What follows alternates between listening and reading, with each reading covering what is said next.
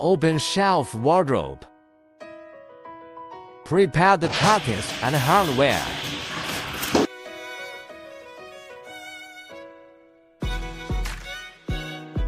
Fix the clinches in the holes of the two side panels. Fix the dowels in the holes of all the panels. Fix the top and bottom panel. Install the back panel on the side panel.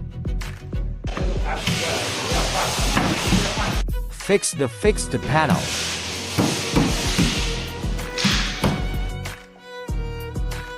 Install the other side panel together and tighten all the clinches.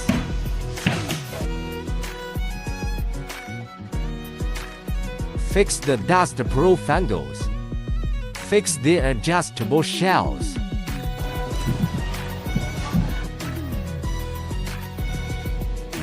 Use the hole plugs to cover the exposed holes.